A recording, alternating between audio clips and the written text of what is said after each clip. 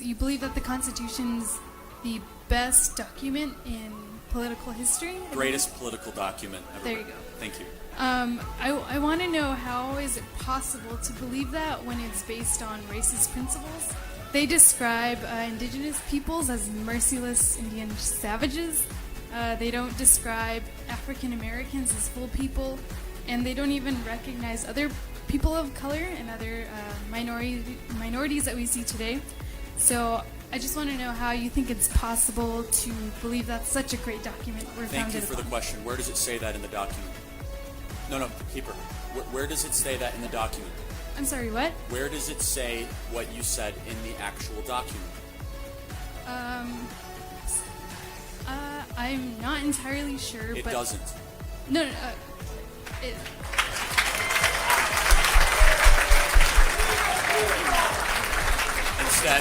Instead, do you know what it does say?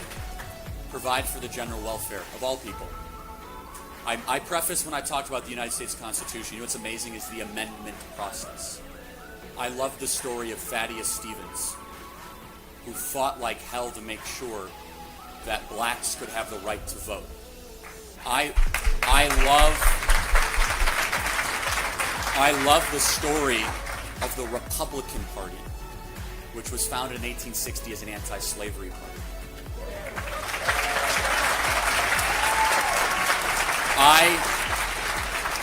I hate what happened to indigenous people under Democrat presidents. I do. Here's why it's the greatest document ever.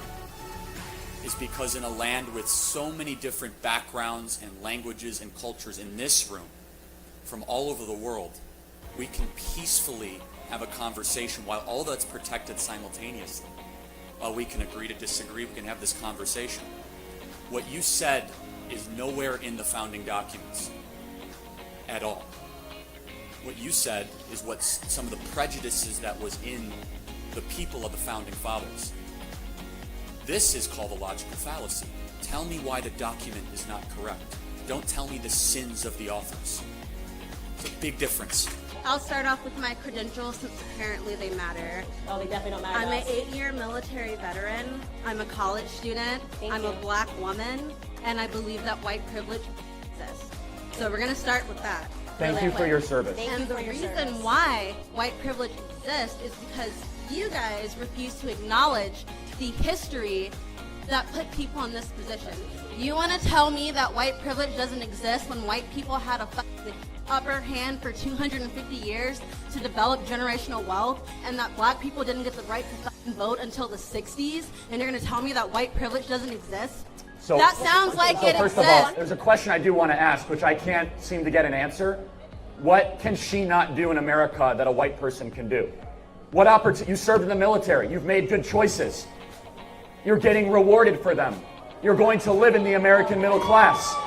What privilege do I have that you don't have that is based on skin color, not on wealth or socioeconomic status? Please. The fact that you are sitting here with like little to no education trying to talk to people about white privilege is white privilege. Tell me one thing I said that's wrong, and don't use an argument from authority. Make a good argument. I have a degree. I'm arguing from authority I have because a I'm telling degree. you my life experience. That's not your life experience. Name That's a one- degree. Really? I'm sorry. Did you live my thing- life? That means nothing. Did you live my life? That means that's a Name one degree. thing You're not smarter that than him you because you have a can't do degree. Just so you know that That's I a fallacy. can do. That's a fallacy. Name one thing that you can't do that I can do. I don't know. I can't make a whole $1. What? You can't? Why? Oh my God. You're trying to tell me in the military women aren't paid the same as men for equal work? In the military, up until 2 years ago, women weren't even allowed to do most of the jobs that men Answer the can question. You just said you couldn't make $1. You said you could not make $1. You served in the military, which Not is to mention that people in the military actually get paid a bullshit wage, but we're not going to All talk right, about guys, so that. now we're moving Yeah, on. let's talk Now we're about. moving That on. has Let's nothing talk to do about with for a skin second color. that you want to say that What- everyone in the military. what can I not do? Wage. The feminists So lie. that makes it Radical right. feminists lie, and they also sell. There's so many different ways they sell your oppression, and she has purchased all of them today. What frustrates me is you served our country, which deserves to be applauded, and you have lived a life of a victor, and you have the gumption to tell me you're a victim without evidence. You were not able to cite one thing that you cannot do that I can do. If you make good choices, you will get those choices rewarded. And you brought zero evidence except an argument from an authority and an insult to my lack of a college degree, of which I am so proud of, because I'm not indoctrinated because I didn't go to college. Thank you very much. For the next person. So how many genders are there? There's so many. The way that the So many. So many is not enough. chromosomes actually break down with intersex genders and the way that it actually happens, that is a starting point that you learn in like 5th grade. But when you actually do Like real 5th grade. experiments, you learn that the way that data breaks down when it comes to Can you give me a number or not? genders. Number? A number? You have 2. That's 6th grade science. When you move on, there are hundreds of different categories. So what you learn in 6th grade becomes less true as you get older? Like gravity becomes less true? That is a basic building Newton's block third that law children becomes less true? learn in order to understand the concept of gender. When you break it down into actual Gender and experiments when it sex are comes to directly chromosome and sex, it breaks down into hundreds of different categories that actually differentiate between just 2 genders. What you're saying is there are facts and you don't believe in there being opinions. Yes, I am and saying that there are facts. This is a scientific fact that you, if you talk to any biologist, you will learn. So in biology, they teach you are that there's completely XX just and using XY historical, chromosomes. not So give me a scientific. number of how many genders there are. that we can Hundreds, start. many. It breaks Unlimited, down, right? It breaks So down in it's so many anything more you want to be, categories. anything you feel. No, it's what scientists determine given specific categories. XY. Why do you need a number if you're Bingo. already Why do you need a number? That's a great You question. literally have no idea how it works. You're Because using then you could 6th grade self-identify to be anything you want at any time. Literally, biologists are saying that this is the way the gender actually breaks down. So you would accept the argument that you can self-identify to be anything at any time. Yes, because literally biologists have That's told me what's that wrong gender- with not having a number. There are hundreds of different numbers. But again, you don't have a number. I just want to recap. Hundreds. There's hundreds of different So where would ways you that put data breaks down. Okay, so the data breaks down into 2 very simple predominant categories, XX and XY. And that's No? Oh, so there's not male and female. I think what happens is you don't understand science and scientific Oh, I don't. backing. Oh, okay. So And you just want to so I put can forth this fascist simple. Oh, fascist simple. Here we go. ideology That's it. that will keep you. So what is fascist about saying there's 2 genders? Is you're just being completely not faithful to what actual science is telling you. No, because you science wanna is put quite forward simple. That your there's own a oppressive narrative Oh, about oppressive. how you think So gender and now I'm should be oppressive. believed. How am I being oppressive? The truth comes out eventually. So how am I being oppressive?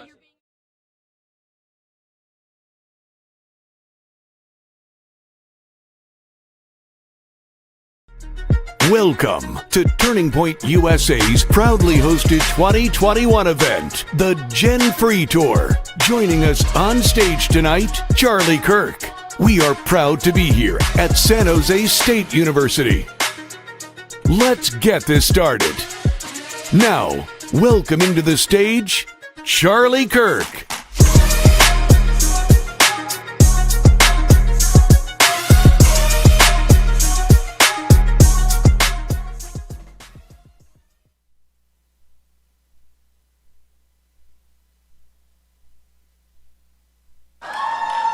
Wow, what a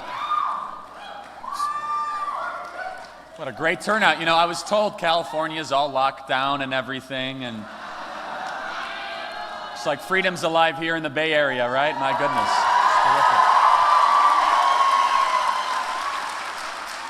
it's terrific. It's an honor to be here at my friend's church, Pastor Mike McClure, who is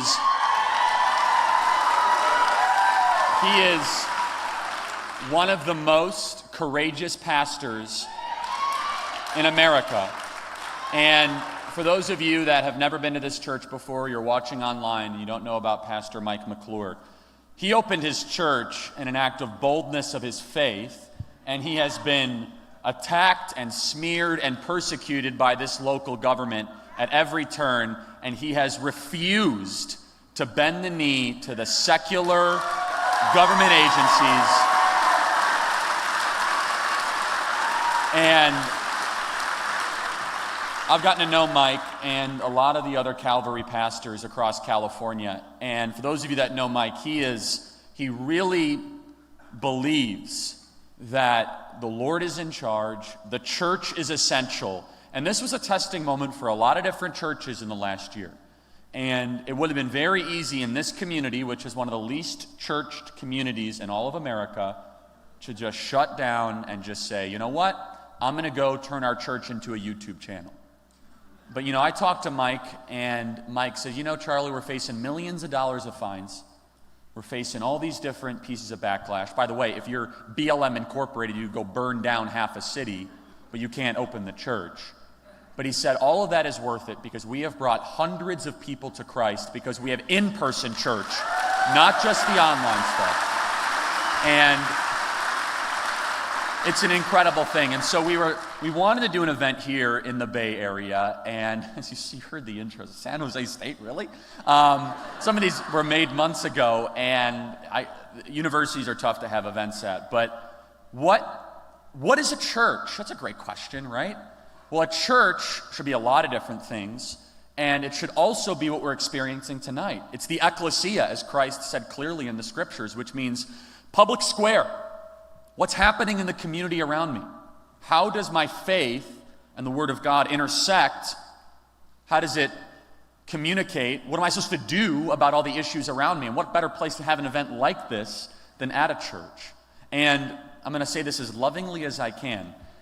If your pastor or church are still closed, it's time to find a new church, everybody. It's time to find a church that is open and is doing the right thing. And so I could not think any higher of Mike McClure, and he's with his family, and he deserves to be with his family after the year that he has had. And so we're pitching in for him tonight. And so I want to talk a little bit about the lockdowns, because I think the lockdowns will go down as probably the worst mistake done domestically here in American history. The damage is beyond anything that we're even going to be able to measure for the next decade. The mental health issues, suicide, small business closures, drug usage, alcoholism, an entire lost generation when it comes to literacy rates, the capacity to be able to advance from one grade to the other. And the question is, did it make any difference? And so that's an appropriate question to ask. And this speech, we've been doing our Generation Free tour, and I want to thank our amazing Turning Point USA purple shirt wearing freedom fighters here. These are heroes right here, I'm telling you. They do an amazing job. And so we've been traveling the country from Missouri to Kentucky to Oklahoma to Tennessee. We were in Vegas a couple nights ago. And now we're here in California. And California is interesting. And this is going to be a different speech than any other speech I gave across the country, because I'm going to be more California specific and centric. For a variety of different reasons. You are the largest state, and I think there's a lot of lessons here, and there's also a lot of things happening here that are worthy of praise, and also obvious correction. Oh my gosh. Not going to focus on much of the correction, because I think that's rather self-evident. And if not, we'll try to enlighten you tonight on that. But this is a really interesting point. And again, our media is so dishonest that this should be communicated on every single news channel, which is, did the lockdowns actually work? And so you have a state like California that has the largest population in the country, that has less of an elderly population than Florida. And California decided to sustain its lockdowns throughout the summer, fall, and winter when Florida opened fully in late May and early June. Who did better? Well, Florida, with more elderly people, with open schools and open businesses, has a better rate in hospitalizations, a slightly worse death rate, slightly, but if you factor in age, an actual better death rate if you factor over 65, which was always the focal point of this virus, and it should be. But Florida has something that California doesn't. Had open schools, open businesses. They didn't lose a generation of children to self-inflicted harm. Their alcoholism and mental health issues have stabilized since last May and June. People are flooding to California, and they're flooding to Florida, flooding out of California. Flooding out of California, flooding to Florida. And the question is, what's the difference? And so there's a great quote by, people say it's either Socrates or Aristotle. It doesn't matter, because the quote is 4 words and it's phenomenal. Power shows the man. So if you want to see who someone really is, give them a bunch of power and put them in a pressure-filled situation. You're going to find a lot about that person really quickly. So look at California and Florida. They both have rather dense populations, which we were told is where the virus is going to spread the most. They both have elderly populations. They both have a lot of different issues to deal with, diverse populations, massive populations. Power shows the man. Which leader handled this crisis with maturity, trusted their citizens, wanting to open up their economy, have economic growth and development. It's not even close. Florida is the state of the future, and your governor is now under a recall threat.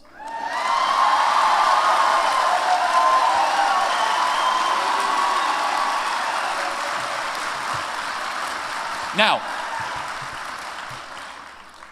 we're a 501c3, so I'm not going to say anything organizational about taking a stance on the recall. I will say this, though, personally and broadly. It's an awesome thing you have the capacity to recall a governor. Somebody asked me the other day, they said, well, what difference does it make? Because it might win, it might not win. I said, oh my goodness, you're not understanding this. Every hour on the hour, you are now living rent-free in Gavin Newsom's head. Every hour on the hour, Gavin Newsom now has to go re-raise a bunch of money, go justify his awful policies, travel around the state, go hand out more crony corporate favors, which will backfire on him. You guys are playing offense here in the state of California. And that's something that all of you deserve to be thanked and encouraged for. Because it would have been very easy for all of you that helped collect signatures, I know a lot of you did, for the recall effort, to just give up.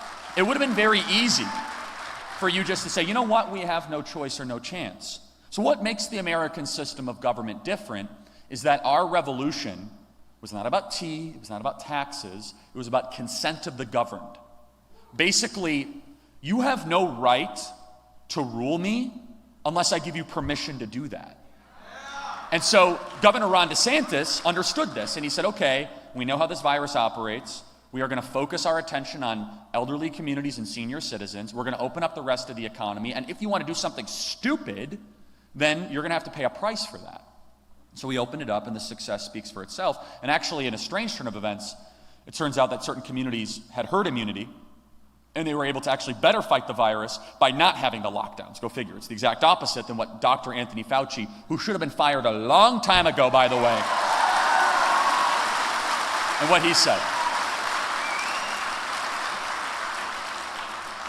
And so we're here in this state, and I think it's a really exciting time if you live in California for a lot of different reasons. Well, first of all, it can't get much worse. I mean, it's kind of one of those own theories. Once you hit rock bottom, you can then build back, not better, but you can build back up, right?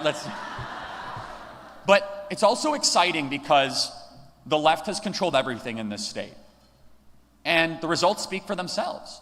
The results speak for themselves where you've aborted more children than the entire population of Canada since 1970. You lead in homelessness, most unequal state, small business closures, drug overdoses, and homelessness. And there's a reason for this. Well, there's a lot of different reasons for this, but one of the major ones is the left took taking over institutions very seriously in this state. Public sector teacher unions, civil service unions, our education system, Hollywood, mass media, and of course open borders and foolish immigration policies played a part in this as well. But now the people of California, in both parties by the way, are saying the person in charge is not representing my values. And the fact that this recall is happening is a really big deal, and I hope you realize the rest of the country is watching this very closely. Because this is considered to be the most liberal state in the country. I actually don't think it is. I don't. I actually think the state is far more conservative than people realize. I think there are certain pockets that are way off the grid, but I actually think that the people of California generally want some corrective mechanism to the radicalism that is ruling this state. So I'll give you an example of this. So there's all this ridiculous outrage around what's happening in Georgia right now, which, by the way, is a very boring and vanilla bill. By the way, they should go much farther in voter reforms in Georgia. That's like a good starting point. And if you read the activist media, they say, oh, you're not allowed to give out water. First of all, it's a complete lie. It's a total lie. If you are a political group of any different persuasion, you're not allowed to give out anything of value to people waiting in line.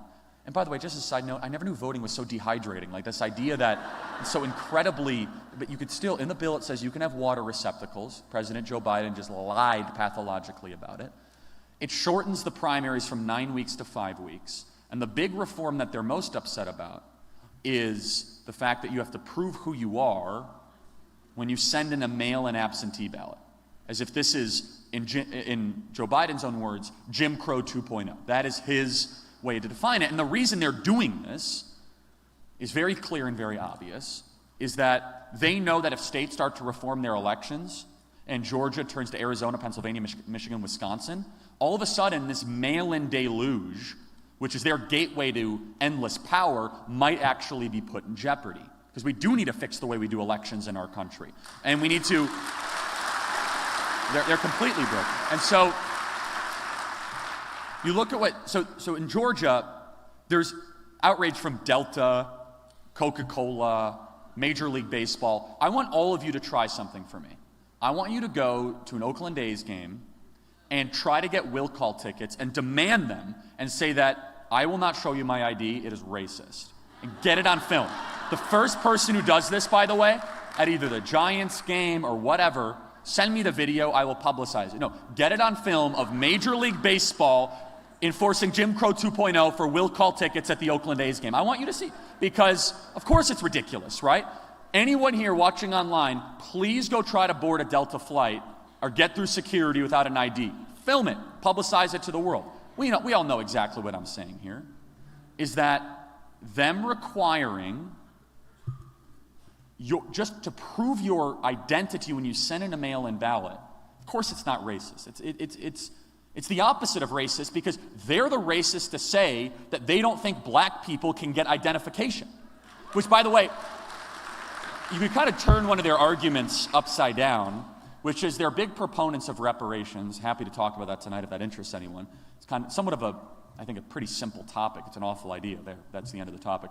But they're like, we need reparations for descendants of slavery. I'm like, okay, hold on a second. So you think that someone in Fulton County, Georgia, can get their paperwork together to prove they're an 8th generation descendant of slaves, but it's racist to say that they need a voter ID. Like, I don't understand. Which one is it? It's either you can get your paperwork together to prove that you've been here which is a really hard thing to do, right? We can go to Ancestry.com and print out the entire thing. At some point, it hits this apex of no, you're gonna have to prove who you are.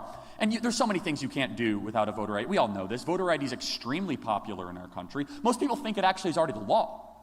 I don't know if you ever worked as an election judge. The way it worked in Illinois when I first got my first kind of dose of this is most people will come with their ID voluntarily. An election judge will be like, oh, no, you actually don't need to show it, which is just astonishing and stunning. And so how does this tie into California? Well, we saw the corporate backlash to Georgia, which, by the way, the Delta and the Coca-Cola CEO have been going after all week. They're unbelievably spineless. And the people that frustrate me the most are people that are earning $18 million a year running an American company, some of which they're heavily subsidized by our taxpayer dollars. And I have to be lectured by these guys about it doesn't represent our values at Delta. And I don't know if you saw this guy, Ed Bastian, who did this interview around the Delta law. It looked like a hostage situation, right? He's wide-eyed, and they gave him a script, and he just kept saying the same thing over and over again. This does not represent our values. What part of the values does it not represent? The part that getting on an airplane, which is literally the only thing that Delta should be doing, doesn't require not just an ID, but multiple checks of who you are. Ticket identification, verification. If you have any unruling or if you're unrest on an airplane, you get kicked off. And we have to hear from him, the guy that's earning $17 million a year, that elections shouldn't be safe and secure. However, in one of the greatest self-owns, I think, in corporate history, and this is actually how tragic this is, because it shows that they actually don't care about the things that they say they care about, right? I'm sure all of you in San Jose have driven by your neighbors with these huge, Black Lives Matter flags. You know what that really says? They're trying to be I'm a better person than you are flag. Yeah, okay, thank you. Virtue signaling to the extreme. And so you go to the Major League Baseball, and they say, okay, we want to fight systemic racism, and the way we're going to fight systemic racism, which doesn't exist, but we're going to fight systemic racism, it doesn't. Fight systemic racism by moving the All-Star game, let me get this straight, from a 62% black county in downtown Atlanta to a majority young white, pot-smoking, college graduate, urban community in downtown Denver. That's the way that we're going to reverse systemic racism in America? So it's a $100 million stimulus that would have went to the black community in downtown Atlanta. 30% of all the money spent would have been in black-owned businesses. And that's gone completely, and they go to downtown Denver to go basically do the opposite of what would have actually been helpful for the communities that they say they want to help. And so then they say, well, it's all because of unbelievable injustice, and so then we should hold them accountable for that. Then why don't you cancel all 81 Atlanta Braves games in Major League Baseball in the state of Georgia? Maybe because you actually don't believe this stuff. It's a stunt. That's all it is. And the fact, your stunt is actually going to hurt the community you say you want to help. And this is what goes to a deeper point, which is what actually triggers outrage from corporate America. I'll tell you something that should have triggered outrage from corporate America. When in the midst of a pandemic, with all the issues happening in California, the lockdowns, what does Governor Gavin Newsom decide to do? Sign SB 145, which some of you might be aware of, but everyone should be aware of, which was a handout to the pedophile lobby, basically saying that if you're an accused pedophile, under certain statute, I don't need to get into the specifics of it, they're really disgusting, you can read it yourself, you don't have to register as a sex offender. Basically, like his big thing is like on mid-September, right before an election, I want to go hand out a big win for the pedophile lobby in California. That's the type of governance that all of you are challenging currently. Where was the corporate backlash for that, right? Where are all the people all of a sudden, this doesn't reflect our values? Like, okay, I would have been with you with that. And so insofar that the corporations are going to be the muscle in our country, they're going to be the people that come in and they enforce the right and wrong, and yet they say nothing about SB 145, and they act as if Georgia is reinstituting Jim Crow-style segregation, which is the exact opposite, actually expanded early voting and expanded Sunday voting. It's the opposite of what they say it was. Then these corporations have to come under all of our criticism and backlash.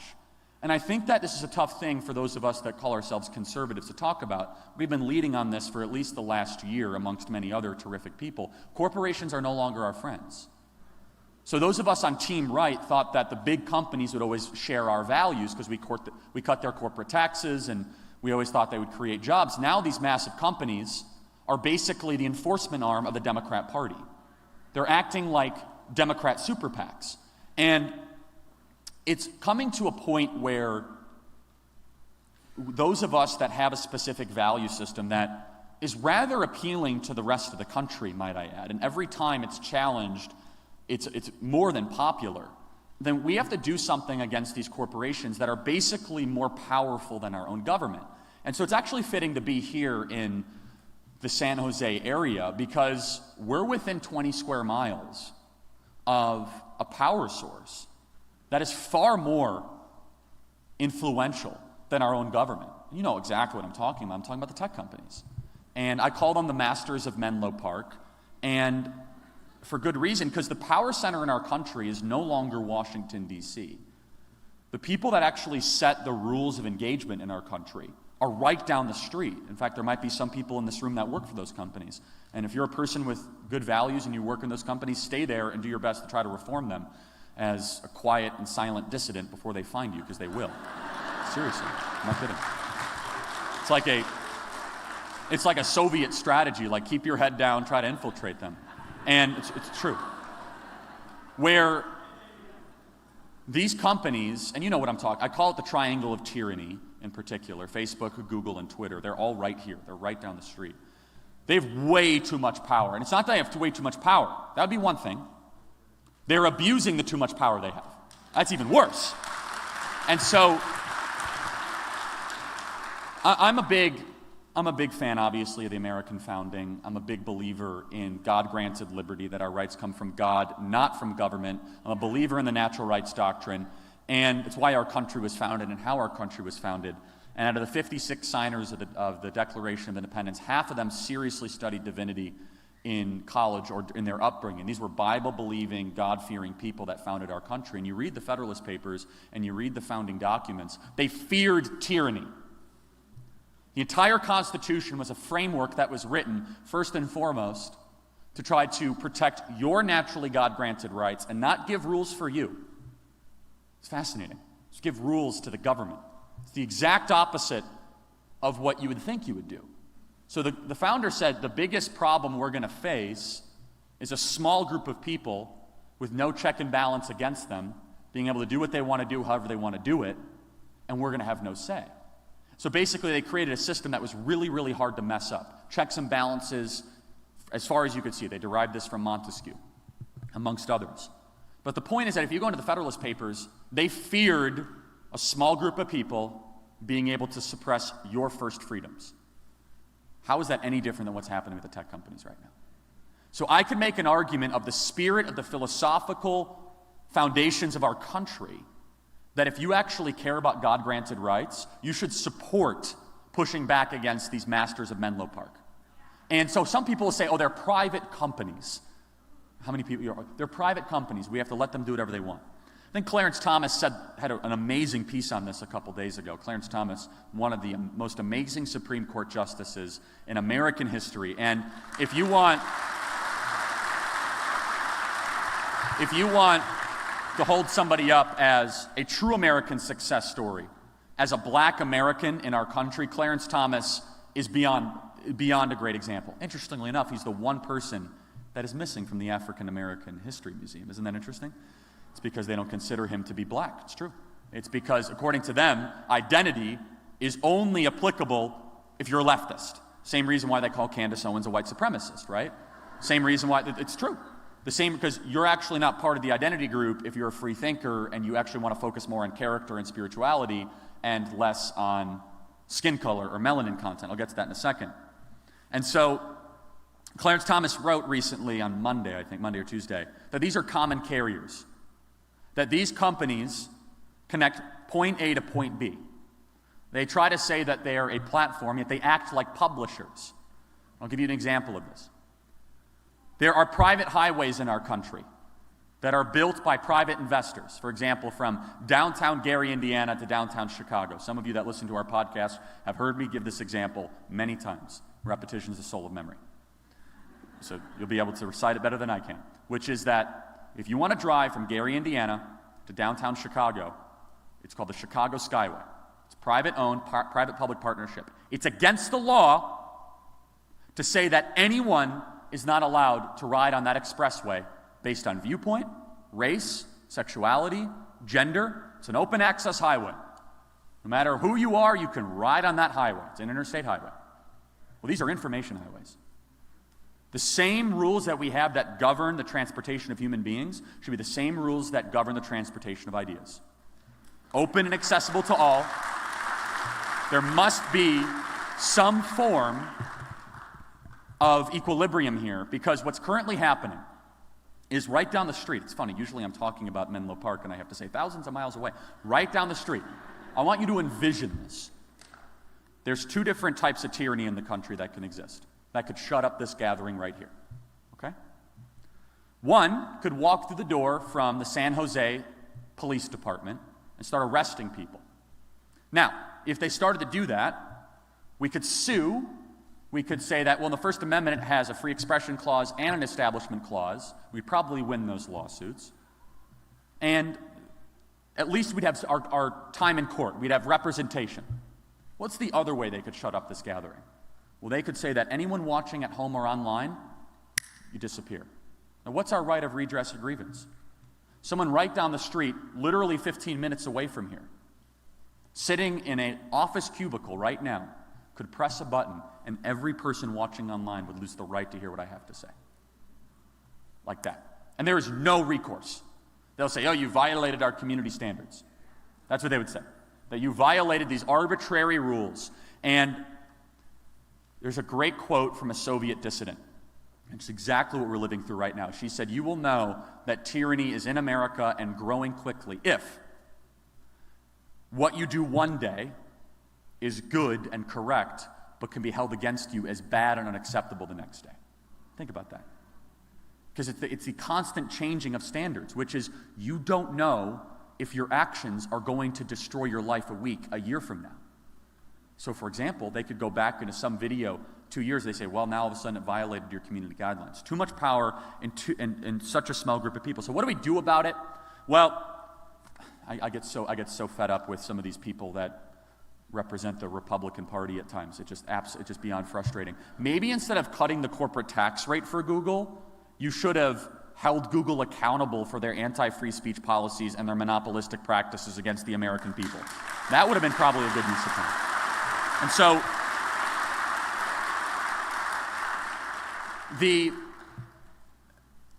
unfortunately, the window is passed for us to meaningfully do anything from a federal level. The state level, a lot of states can file proper lawsuits, but there's competitors coming up. The problem is you can get parlored, where if you become too big of a threat, you'll have 3 different companies in 24 hours collude together, almost like a racketeering scheme, and say you can't use our servers and you're not allowed to distribute in our 2 app stores, like that.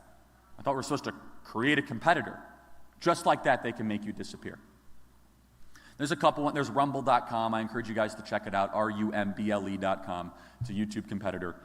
Maybe Parler will be allowed back on the App Store. That remains to be seen. But the other issue beyond that is, and I encourage everyone watching online and all this, is, and it goes beyond just the tech companies, is every single purchase you make must reflect your values. Everywhere you spend your time, how you use your email, your devices. And look, I think we have to make a very specific goal that by 2024, by the next presidential election, Twitter, Facebook, and Google will be as irrelevant as MySpace. That needs to be the goal. Right? And so how do we go about and do that? A lot of different ways. 75 million people went a certain way. If we stopped using a lot of these platforms, it would make a difference. Now, I want to make a distinction. If you're a content creator, I encourage you to still use these platforms. If you're a content consumer, go seek other platforms. What do I mean? I'm going to keep posting because I'm going to try to reach the unconverted and the people that are searching and seeking, and I don't want to all of a sudden disenfranchise our audience. But those of you that just consume content, disconnect. Find it elsewhere. Go to Rumble instead of YouTube. Go to Parler instead of, or if it exists, but whatever new info, there's some ones coming up. And so there's the issue that I think that we have, though, more than anything else, is that people think that their individual action doesn't actually make a difference. That, well, I'm just one person, and if I'm just one person in a sea of all of this, that's the enemy whispering in your ear, trying to tell you that what you do does not matter. Every action that you make will eventually be reflected into your character. Character comes from the Greek word to engrave, right? Like imprint upon you. And at the very least, act in a way that you want other people to act, and you'll see an amazing thing. All of a sudden, that's exactly what will end up happening. And every single micro action of everyone here tonight or online can make if every person here tonight stopped using YouTube, that makes a difference. Compound it over 1 year, 5 years, 10 years, and your friends the same. And so believe that your own personal actions make a difference. We're going to find competitors, and I actually think the courts are going to start to rule against a lot of these companies. So I want to talk about a couple other things, and then I want to get to some questions, which I really enjoy, which is we're living through a top-down revolution. And this has really never happened before in human history. And I want to be very specific with how I describe it, because we need to kind of take a breath, because if you're like me, you see all of this news coming in so quickly, and it's hard to kind of see where all of this is headed and what exactly is happening here. So let me try to describe it the way I see it, which is we're living through a slow-motion revolution that is not like other communist revolutions. This is different. This is the most powerful people that are preemptively striking the common man. I want you to think about that. These are the people that are in charge, that their biggest concern is you. And so they are spending their time, energy, and resources to say, you know, the real problem in America is the person that attends church and that isn't completely into our whole woke worldview. That's who they believe is the real problem. And by the way, one of our podcast listeners said this, and it was such a wise thing. I don't know if they're here or not. I can't remember where they were from. They said, how long until we need woke passports to go? I said, that's exactly where this is headed. Vaccine passports today, woke training passports tomorrow. I kid you not, that will be something that you have to go through like critical race theory training to go stay at Marriott hotels. The jokes of today is the reality of tomorrow. Go read The Onion archive 10 years ago. Seriously. No, go read The Onion like 10 years ago. It's like the New York Times. It really is. No. It's like, oh my goodness, that's actually happening. There are men that are playing in women's sports and they're winning. And that used to be something we'd laugh about. Now it's actually an existential threat. So this is a top-down revolution. Not the Cuban Revolution or Chinese Revolution or Russian Revolution where the workers unite up against the aristocracy. No, the aristocracy, the people that are worth $150 billion, they are preemptively striking against you. Why? because they actually know, and they're worried, that if they don't strike first, that their plunder is going to be exposed. They have a paranoia that is driving them to try and disenfranchise you from speaking online, from gathering in church, from sharing your values, from existing at all together. And so, put simply, our ruling class hates the country they govern. Think about that. Our ruling class has contempt for the people they're in charge of. Which begs the question, why are you in charge if you hate the people you actually govern? You could say a lot about Donald Trump, but he loved the people that he was tasked to actually govern. He loved them.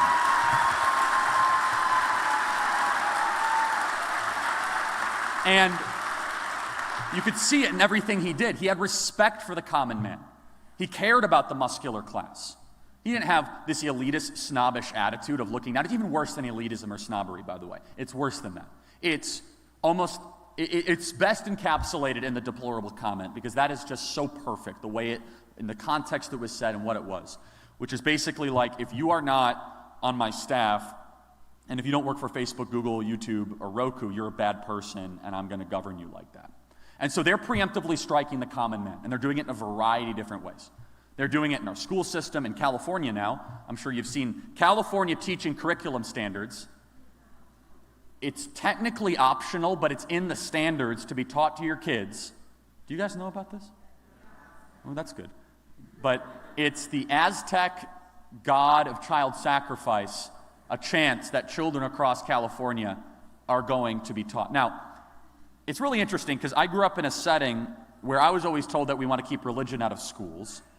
So now we're bringing Aztec god sacrifice chants into public schools in California, which, by the way, reminds me of this, one of the big lies in America, the separation of church and state. It's nowhere in the Constitution. It's a singular decision from the Warren Court. But let's take their bad, sloppy argument at face value. Let's pretend that actually we had separation of church and state in our country. Then let's keep the state out of the church. Right? If that was actually true. But I digress. So in California, they are preemptively striking, and across the country, because they're worried. Their paranoia is actually rooted in truth.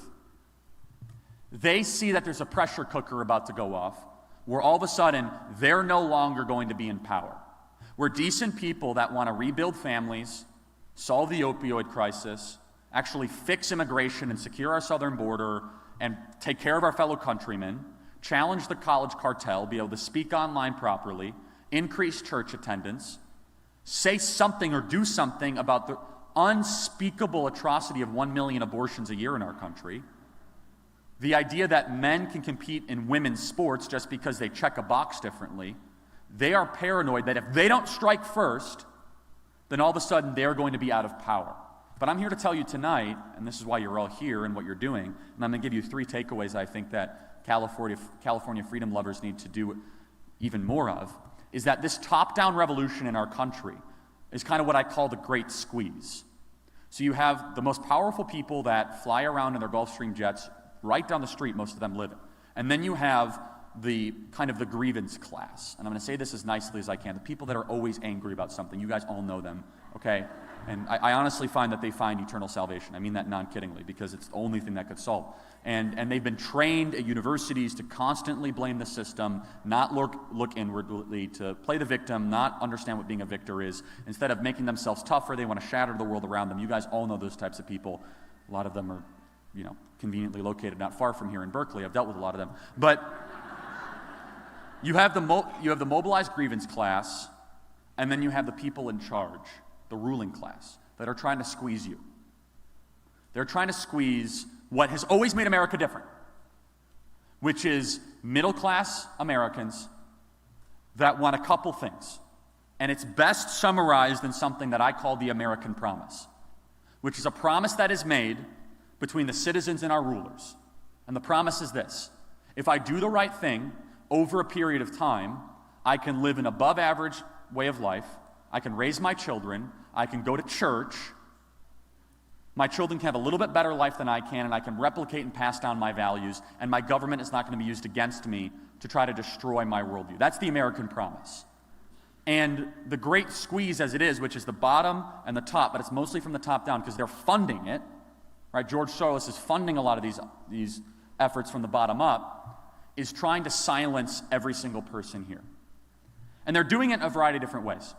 They're doing it forcibly, but I'm here to also give you one piece that you guys can say, you know what? I could do something different, which is the number one form of censorship in our country, self-censorship. You all do it. I do it sometimes, even me, where you might avoid a conversation, where all of a sudden you don't wear that hat into a grocery store. Maybe you do and you're bold, but good luck. We all do it, where you don't always post on the Facebook post, where you kind of stay out of the conversation. I get it. They want that, though. This is self-censorship by design in our country, where they want people to be their own censors, where they want people to be afraid to contribute to the conversation. Why? Because you're going to be called a racist, right? The fear of being called the R word dominates American political life. That's it. The most powerful, potent force in America right now is being called the R word. Baselessly, with no evidence, but we all know what that means for so many people here. Friendship ender, career ender, kicked out of sororities, kicked out of fraternities, right? As soon as that R word is put upon you, it is the scarlet letter and you are disbanded and put into exile, right? So to try to prevent that from happening, we conform. It says in the scriptures very clearly, do not conform to the ways of the world. Romans 12:2. One of my favorite passages. Thank you. So what do we do about that? We must recognize that self-censorship is a strategy that they're trying to employ on you.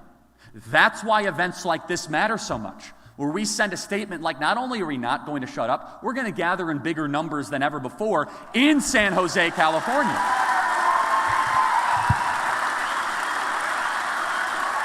So I want to expand on that even more, but here's 3 things that you guys have to do as California freedom lovers. Number 1, you're already doing it. Play offense. No matter what it is, play offense. The recall is an offensive move. I love it. Stop trying to manage the ever-eroding terrain. Go and do the impossible and push forward. That's number 1. Number 2, represent working people. It is more important than ever to understand that there are 2 types of economic classes in our country. And it's not an accusation if you're part of the first class. It's not. But generally, the people in this class have a bunch of resentment towards the other, which is the Zoom and the Skype class and the muscular class. And the muscular class in our country are people that work with their hands. They're the ones that delivered your packages all throughout the lockdown. They're the ones that made sure your grocery store shelves were full. They're the ones that drive our Ubers, the plumbers, the electricians, HVAC. They're the backbone of the American economy. And we look down on those people far too often. And I'm here to tell you right now that the muscular class, the people that didn't go to Stanford, the people that are looked down upon, they are turning in the conservative direction in a way we've never seen before. Represent working people. Number 3, this is very important, which is not just never lose hope, but understand things can change. Understand, this is a very important point. If you would have told me, that a state like Pennsylvania would have went the way it did in 2016, I'd say no way. State that was so unbelievably blue and to the left. If you would have told me that Florida would vote for Donald Trump with 400,000 vote margin, I would say no way. Things can change negatively, too. I didn't think Georgia was going to go that way, or Arizona. Things can change, and they're constantly in motion. So what does it look like for those of you that want to build a life and be here in California?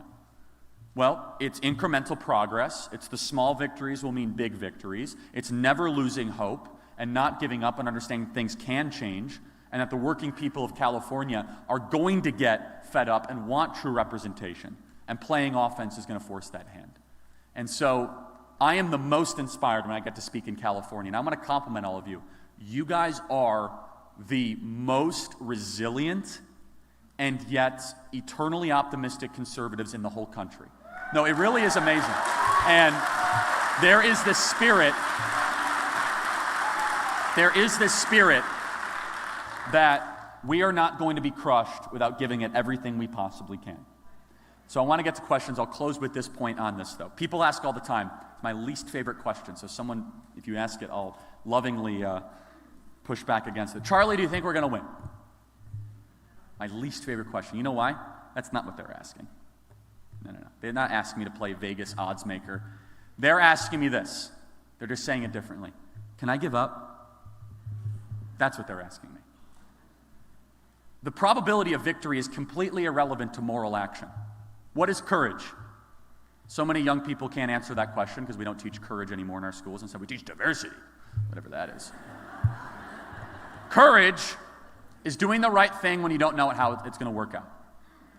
Courage is the proper course of action in pursuing the good, regardless of the potential cost. That's what courage is. Now, why do we have such a lack of courage in our country?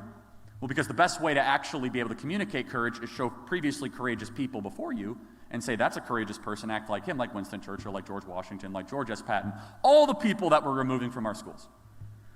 And then people don't even know what good is. Like, oh, good and evil is a spectrum of postmodern. They're just, what are they it's a construct. Like, yeah, okay. Goodness, you're paying for this? We can get into that too.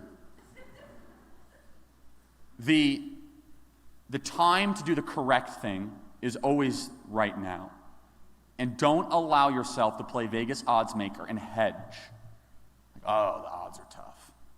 Like, the victory or the loss is up to the Lord. Your action is actually what matters. The amount that you put in is what you're going to be held accountable for and what you should do. With that, I want to do some questions because that's a lot of fun. I don't know how we're going to do it, but I just want to reiterate, I want to thank our amazing Turning Point USA chapter leaders. These young people are totally amazing. They really are.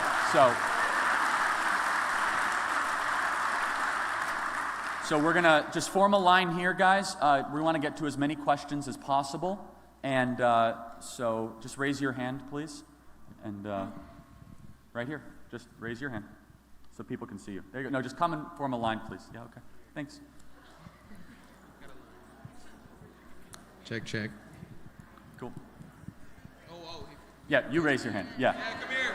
Yeah, just form a line right there. And we want to give a preference to students, please. So any students that are here. And I want to say one thing, please. Many of you have seen campus events where we have disagreements. We encourage disagreements. But please, this is very important. If anybody says anything that makes you laugh or whatever, please be accepting and give a platform for opposing ideas. I'm very serious about this. I had to stop this in Vegas the other day to tell the crowd who's trying to shout down someone that was asking a question. And I was like, please, if someone disagrees, let's not act like leftists. Let's have a platform where we can have a discussion. Okay?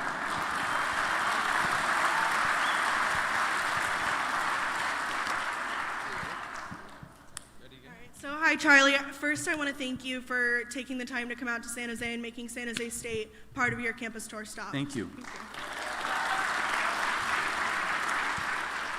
So my name is Noelle Smith, and I am the president of San Jose State's chapter. My question for you is, as somebody who is not pursuing a career in politics, what is the best way that we can make our voice heard in our schools, families, and communities? It's a great question. So there's three types of good people, as the great Dennis Prager says.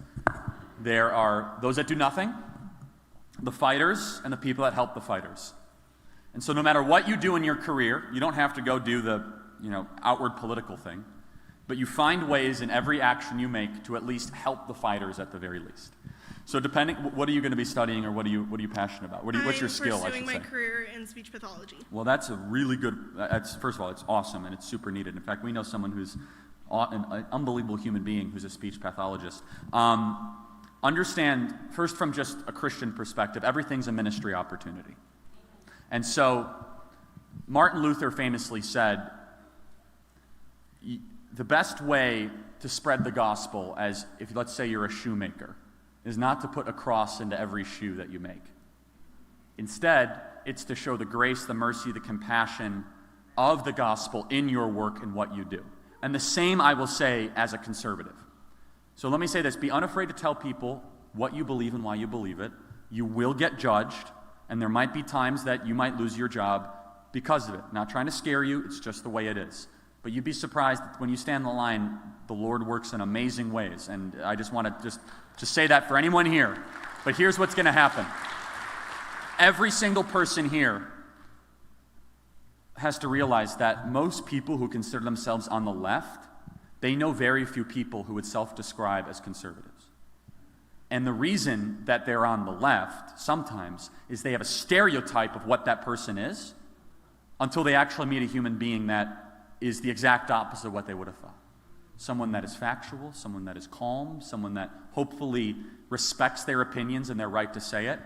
And so I hope that's somewhat helpful. And if you have children, please homeschool your children, which I'm a very big fan of. And big fan of homeschooling.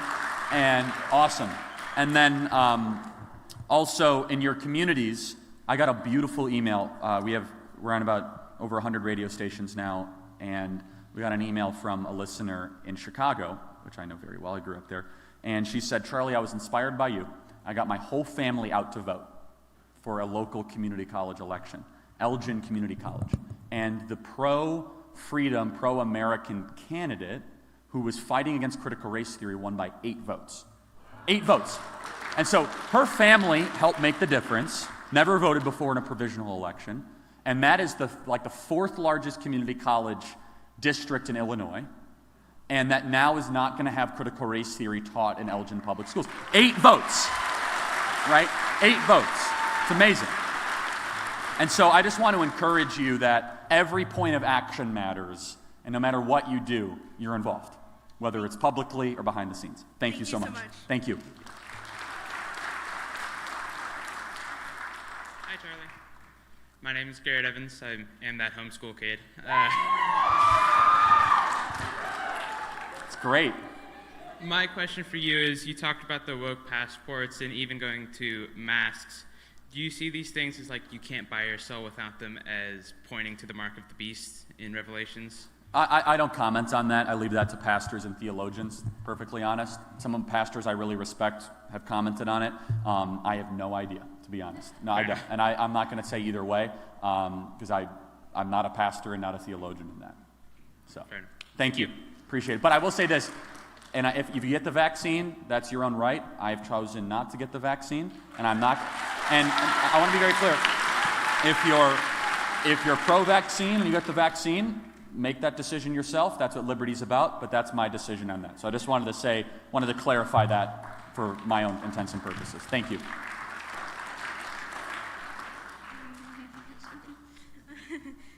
Hi. Hi, how are you? I'm good. This is kind of awkward, but... Okay. I never really got to go to high school, because my teachers never let me. They always treated me like a bad kid, and because of that,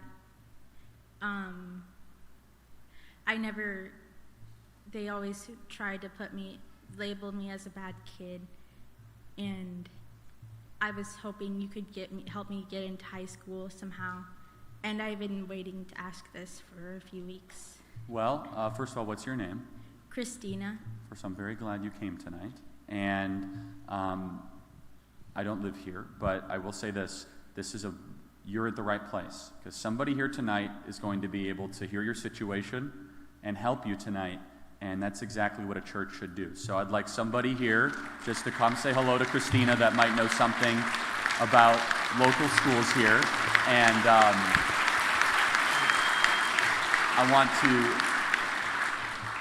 I'd be happy to hear about the specifics of the situation, but we're here to help, and if anyone here has any understanding or of the local area and wants to help, I encourage you to please help Christina. So.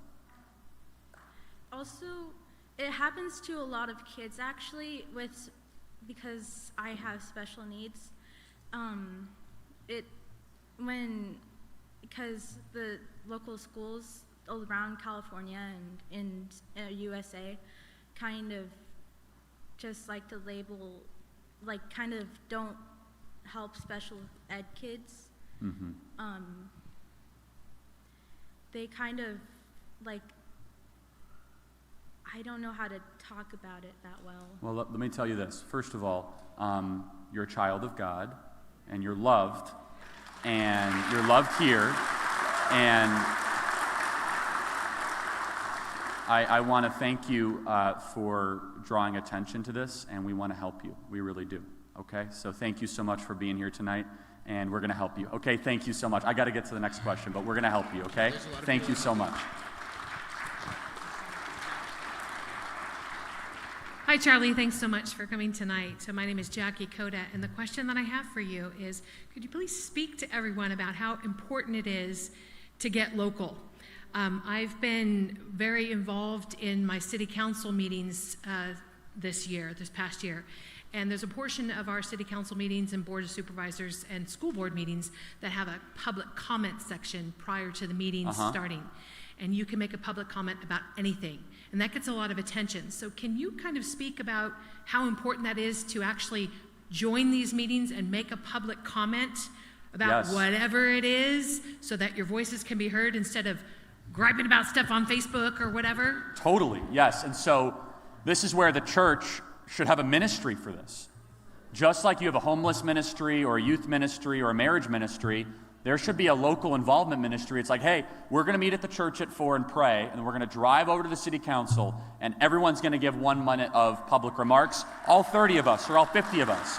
And that's so important, and it's not being done. The number one complaint I get from people that are in local government is they're like, the only people that care or do anything are leftists or teacher unions, and they're the ones that are really involved. And look, I want to offer some grace here. We're too busy raising families and running businesses and doing all these things. Their full-time job is like dominating government, right? That's their full-time job. But if those of you that are retired or have extra time on your hands, what a great point to go spend time on this, especially young people as well. And so I want to just say local is everything. And the reason we've lost national is we've lost local.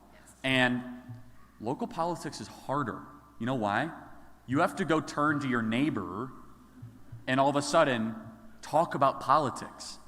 Where the national is, you can just go on Twitter and be like, whatever. And with local politics, you actually have to contest for these ideas against people that you know. So I want to commend you for that. And local political engagement is so incredibly important. It really, really is. Thank you.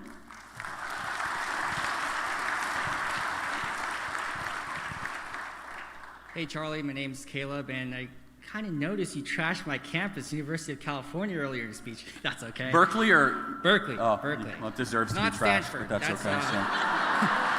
Palo Alto City College. I don't hold you accountable for that, but. No, it's okay. I study political science and public policy, and voting is something that's super dear to my heart.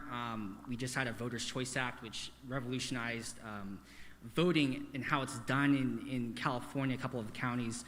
And as one of the youngest election center managers, I had conversations with my team and kind of the political theory of how voting should be done and how these rights should be had in respect to, voter IDs, mail-in ballots and things like that. And some of the things that I agreed with was that, voter ID is necessary. It just makes sense. Yes. But something that's with voter IDs, like any right, is that voting is a right, same as free speech is a right, and guns is a right. If I want to get a gun and I'm a law-abiding citizen, I should be able to go in and get a gun, pass the background check. If I want to speak my mind on Facebook, the irony, but you get the point. But the thing about mail-in ballots is that I've seen a lot of conservatives don't know too much about mail-in ballots and kind of shy away from that because of the voter ID. It's not necessary. I think in Georgia that's changing. But considering, the hypothetical that, mail-in ballots do have a voter ID attached to them, they are recognizable. They could track who you are and that you are the person that is turning in that mail-in ballot. What's your view on that stance? Should that be allowed, or mail-in ballots expanded throughout the country? Or? So let me ask you a question. In California, do they require a voter ID for a mail-in ballot? No. Okay. No. Got it. So that's a problem. And I'm also a huge opponent of ballot harvesting, which is a massive problem here in California. Sure. Look, let me tell you my stance on voting, which is, I think, rather mainstream. It is a right, and since it's a right, we must go above and beyond to make sure that other people's vote is not disenfranchised by fraud, by treachery, by shenanigans. That's why I'm so focused on the integrity issue of it, because it's actually more important than just boarding an airplane or renting a movie. I think we got to get rid of voting month in our country. This idea that voting is open for 30 plus days, I think, is absolutely ridiculous. That's number one. Number two, outside of just voting, and you asked a great question, one of the bigger issues is voter registration and cleaning up the voter rolls. So these are conflated sometimes, and I've done a lot of study on this, which is that if you're going to have universal mail-in voting for every single person on the mail-in balloting list, it includes people that might have moved, people that are dead, deceased, people that are no longer active voters. So you're going to be sending a massive amount of ballots that then are basically up for grabs, right? And so in California, it does not require an ID, which then would open the gateway for potential nonsense and tomfoolery and all of that. So more than anything else, if you say, Charlie, what does a successful election look like? I'm willing to come to the middle. I'm willing to say, let's do what Florida does. Florida has safe and secure elections. Florida had millions of people vote, including mail-in, but they do not have no excuse mail-in voting. You have to give a reason. It has signature and identification for mail-in, and if you try to vote twice, you're automatically getting convicted for 5 to 10 years. Now, ideally, I'd like to limit mail-in voting for like super low. But here's the thing in Florida. Highest turnout, real high they've ever had, super secure. I think you must have all your election results in by 9:30 on election night. No more waiting weeks to count ballots. And finally, in Florida, they are sticklers in the voter registration process. That they find people on the rolls and they compare them, what a concept, with the people that have passed away and then the voter rolls, and then they correct them every quarter. Like, not that difficult to do, right? You look at the death certificates, look at the voter rolls, and then you clean them, which every county should do. Does that help clarify, answer the question? Thank you so much. Thank you for being here. Thank you.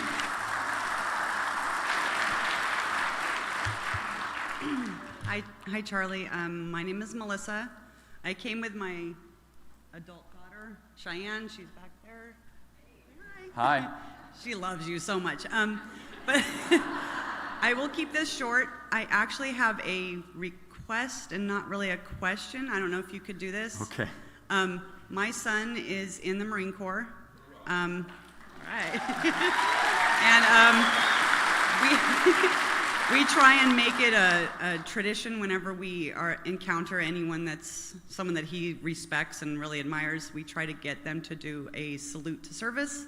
So I was just wondering if I could just record you from here. Okay. You just saying What's his thank name? you for your service. His name is Tyler. Happy to do it. Okay, thank you so much. He just made corporal too. He just made Well, corporal. congratulations. All right, you tell me when you're recording. You're recording? Yes, I'm recording. Hi, Tyler. I'm here with 1,500 of your closest friends, and I want to thank you for your service, and the people in our military are the most courageous people, and we're all indebted to you, and I hope to meet you one day, and thank you for what you do for America. God bless you, okay? Thank you. Thank you so much, Charlie. That means the world to me. Thank you. God bless you. Thank you. And if anyone in line has a point of contention or whatever, you have a pass to cut in line if you so choose. So, yeah. No, I don't. I am so excited because God is faithful and the power is in the prayer, because I've been praying for the young people. So thank you, God. By the way, awesome hat, I have to say. That's a 10 out of 10 So hat. we all agree. Well, I would love to see Candace Owens run for governor. This state? And have Goya Beans be her campaign manager and put it on the cans. Okay. The best-selling beans, because they sold out and they're in California, actually. Yeah, that's unique. Yeah. Okay. We are having a freedom rally. Everyone is welcome to come. We were planning on 1,000 people. We are going to carpool from here at 10 o'clock on Saturday morning, April 17th, next Saturday, here at Calvary. I hope Pastor doesn't get mad at me. And then regarding social media, I heard there is actually, I have had a business running a drug and alcohol treatment facility for 15 years with 5 stars. And for some reason, Google just decided there was quality issues and shut my business down. Yes, and Facebook took my profile off. I had 5,000 people on my, which, I don't care about all that. Okay. Anyway, I heard there's a Trump book and starting, and then a TrumpTalk.tv. And Donald Trump is starting his own social media, so. Still in the rumor phase, so I'm not sure if it's going to happen or not. Well, I know there is 45office.com that he is launching. Okay. Well, we'll find out if it happens, but I want to say I love your energy. You have great energy. Oh, thank you. And no, I love it. It's great. And we need more energy like that. So I want to thank you for being here tonight. It's terrific. And whatever you're planning, I hope people help. So it's terrific. So, no, seriously, it's 10 o'clock Saturday. It's great spirit. So it's terrific. Okay. It's good. Hi, my name is Gracie Gillette. I'm also with the homeschool crowd Awesome. over here. Thank you for being here. I know you already covered this a little bit, but I was wondering what advice you had for young conservative teens who are wanting to start their own social media platform and spread their beliefs that are being censored. It's a great question. First of all, if you desire to be famous, you're doing it for the wrong reason. No. The thing I can't stand the most is these people that want to be famous more than wanting to be good. And that's a very big problem. I'm just trying to, just to hear me out, because there's a lot of people that are able to go viral very quickly now, and it's bad for you, it's bad for everyone, the way the incentive structure is there. That's number one. Now, do you mean platform for yourself, or do you just like a page? I mean, as I have personally experienced it from TikTok mostly, because it's very, they shadow ban, they banned you from posting, from going live. They've banned lots of people from, they've just banned their accounts, period. There are lots of conservative people, and they are being majorly censored right now. So I was wondering what advice you had for. Yeah, I'm not actually on TikTok, go figure. People ask me, are you going to go on TikTok soon? But yeah, I don't think so. Yeah, look, I don't have any specific advice. I'm just going to give more general caution to young people that are in this kind of space. You'll be miserable if you get into this for the wrong reasons. I'm telling you right now. The social media influencer thing is not a good thing for 17, 18, 19-year-old, 20-year-olds. It's not. And so unless you're grounded and you're doing it for the right reasons, which I'm positive you are, I'm just saying more generally. So, but there's something to be said about the way these platforms are, and I'll just talk more broadly about the platforms. I'm provocative in this way. I don't think young people should get smartphones till they're 18, just so we're clear, right? Just so I think that parents should withhold smartphones till they're 18. They're more powerful than AR-15s. They are.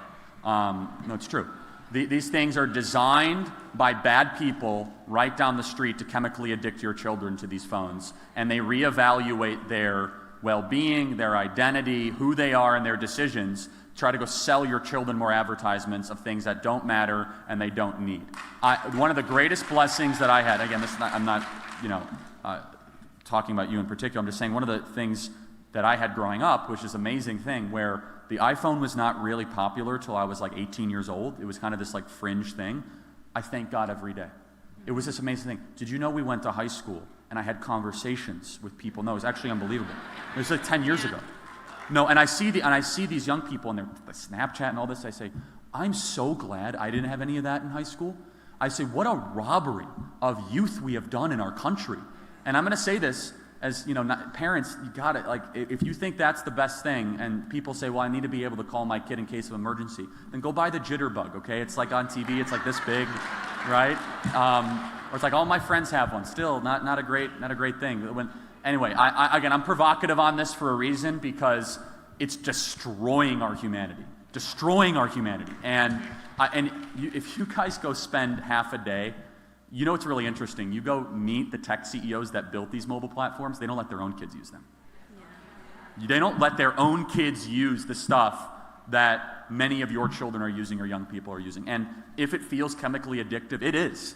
It's built for dopamine rushes and dopamine lows, and that's the way the algorithms are actually built. So, not exactly sure how to help you on the TikTok thing. I'm just, I would encourage you one thing, that just, and I'm not saying it's you, just anyone in particular, just think more broadly outside of social media. There's a big, broad, beautiful world out there, and I guarantee you, this is a rule of thumb for every young person. The less time you spend on those cyborg devices, the happier you will be. I'm telling you, these things are designed to destroy your humanity.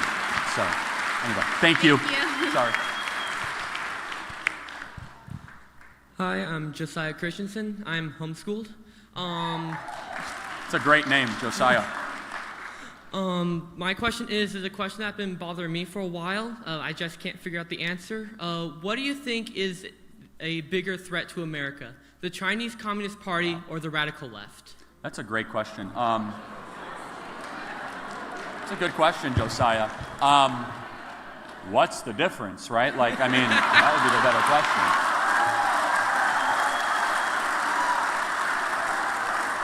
So, you're a smart young man.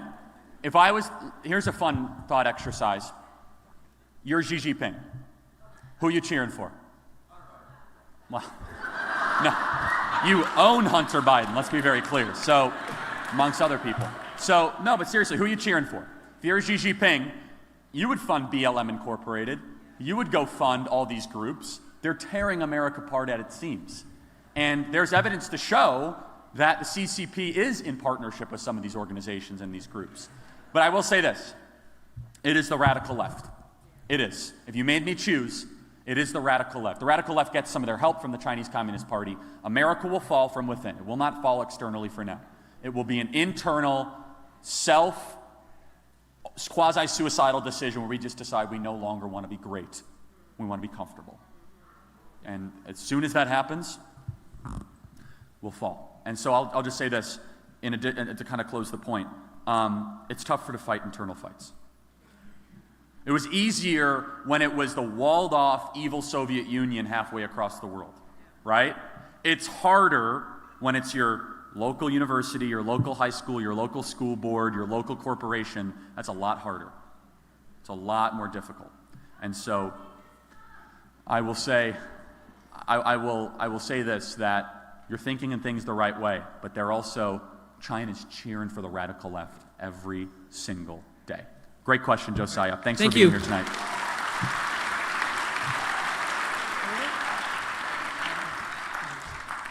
We're going to hold on to the mic. We've seen some crazy things. So.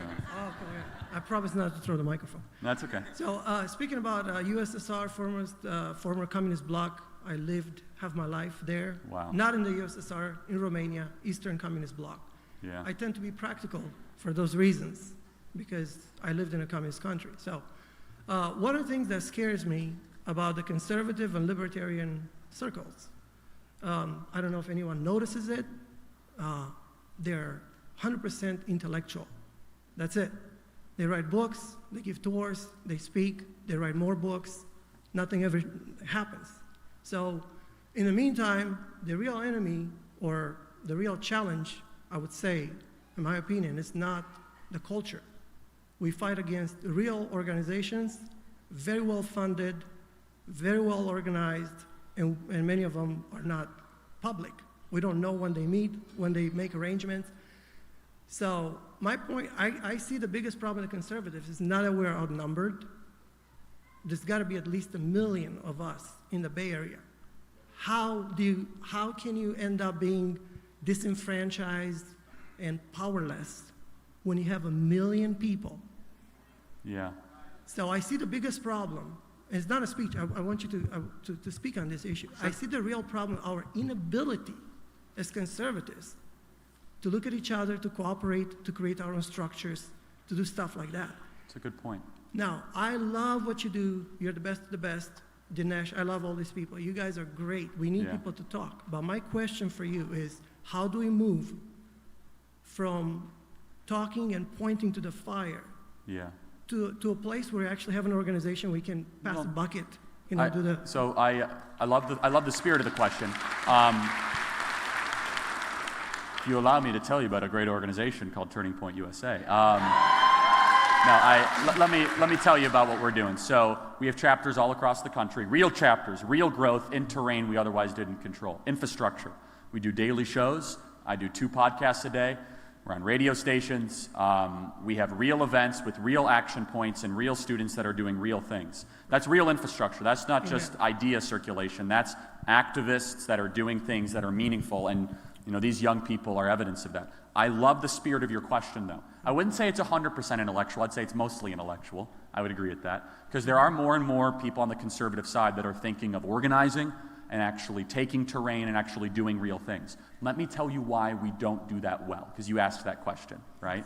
We don't do that well because our priority as conservatives is usually the gospel, our family, or our job, or just our personal time, not government. Also, we tend not to be really hyper-focused on collective action.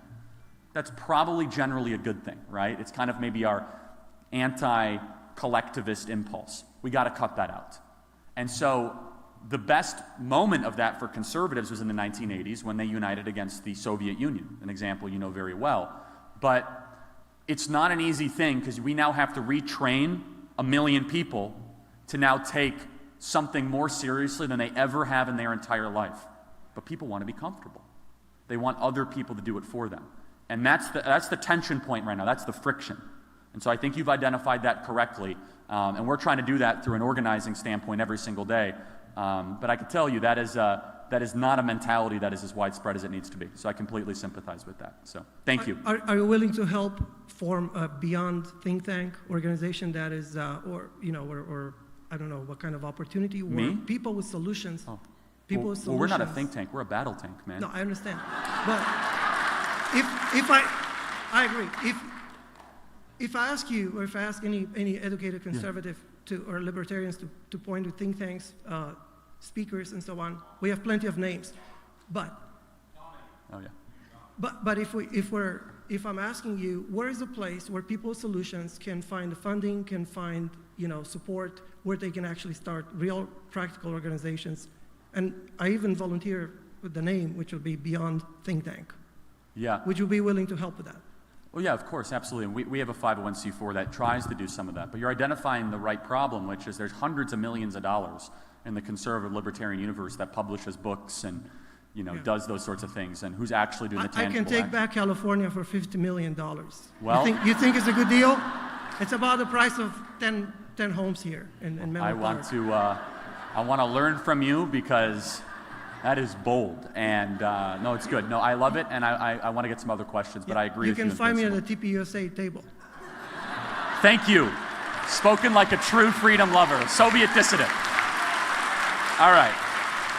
I want to say one thing. If anyone disagrees, you guys have a line-cutting pass. I always want to make sure I make that very clear, and we want to give preference to students if possible, unless your question is super urgent. Yes.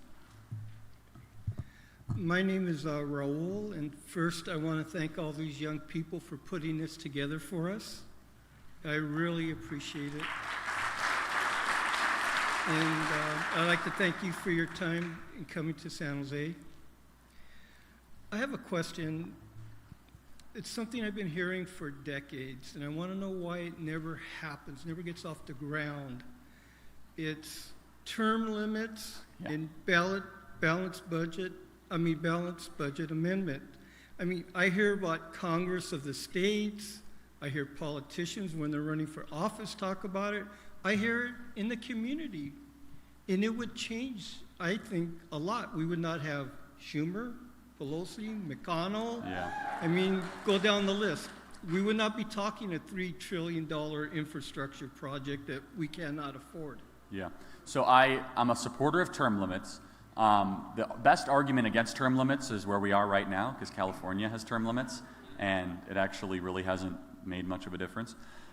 It is the exception to the rule. So the question is why. It's a great question. And it's not just those issues, it's other issues too. Why do politicians say one thing and never execute on it? Well, generally, term limits would mean a career-ending decision for most of these people because their career is to be in politics. That's number one. Number two, on the balanced budget amendment, our country's addicted to a long-term debt cycle.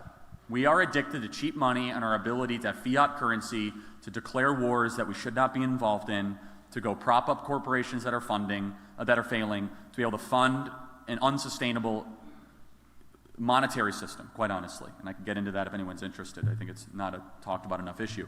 So look, there's something I think everyone knows this, is that I have zero faith in Washington, D.C. to save this country. Like Washington is, if anything, I look at it as a defensive measure, like don't screw stuff up. The real change I think has to happen to the states and most importantly the people.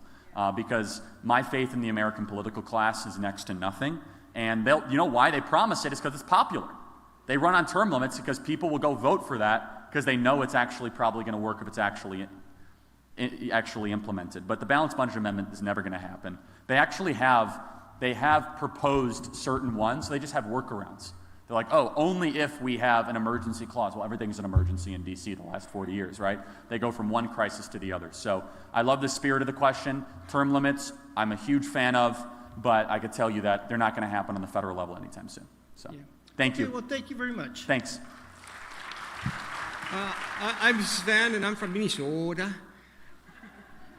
The rally on the 17th, bring food, number one. Number two, indoctrination by the Gun Brothers talks about the Marxist infiltration of American schools.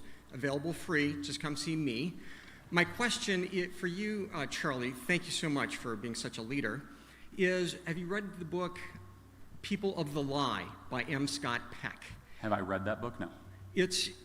Most people here are people of the book, which is the Bible, and we talk about confession and forgiveness and repentance. M. Scott Peck, famous psychiatrist, says that a lot of the problem with the left, and I know you're not getting into theology, but this is really the root cause, that they don't have a God, they don't believe in forgiveness, no, I agree with that, yeah. and they have the virtue signaling and they substitute all these other things. Yes. Is there a better way to reach it to the core? Is this really a biblical message that we could bring to these atheists and leftists? Because that's ultimately what they are. No, I think that, of course, there's really a theological debate happening in our country right now. And Lauren, we could take a couple more. Lauren, we could take 2 or 3 more. We're good. So it's really a theological debate in our country right now, which is we believe that there is a God and you are not him. It's basically, that's 2 things we believe.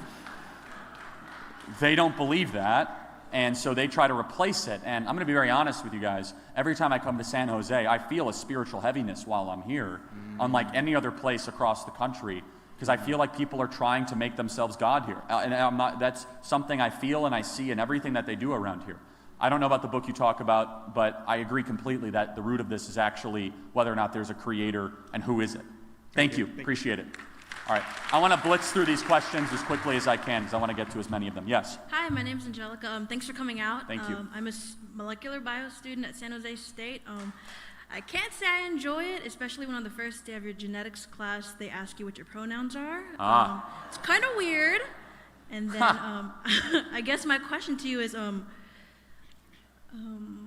so Philippians 4:6-7, it talks about be anxious for nothing, but in everything give prayer and then think on good things. But as much as I want to keep my eyes focused on that, it's so difficult not to be so shifted onto what's going on in the world. So how do I accomplish that and also be in touch with what's going on in the world? Because if I just decide to focus on this passage, am I just turning the world off? Like, no. How do I show compassion and not get caught up at the same time? So that's my question. And then another question is, who's your favorite biblical character and what's your favorite passage? Wow, that's a great... I'll answer that one first. My favorite passage of the Bible is James 1. It's terrific, which it says very clear... I mean, it's phenomenal. It covers persecution, it covers wisdom, and it also covers faith. 3 things that I think are so incredibly important in the Scriptures. And it says very clearly in James 1:5 that to ask God for wisdom and he will give generously. And it's a beautiful passage. Wisdom is the knowledge of things that never change. There's practical knowledge and eternal knowledge. Wisdom is far more important than practical knowledge. We don't teach our children wisdom in schools anymore because there's no God, no wisdom. Therefore, they know a bunch of stuff, but they really know nothing. And so that's what happens in our universities. So, favorite biblical character, that's a really good question. I would probably say in the Old Testament, I'm drawn to the story not because of his moral issues, but the story of Samson I really enjoy because it's one that I think that it's someone that is after God's own purpose and was willing to contest and fight for God's purpose in a very specific way. I love Moses, and I love his ability to be able to lead God's chosen people, and obviously writing the first 5 books of the Bible. So I could go on further. And then I love the writings of King Solomon.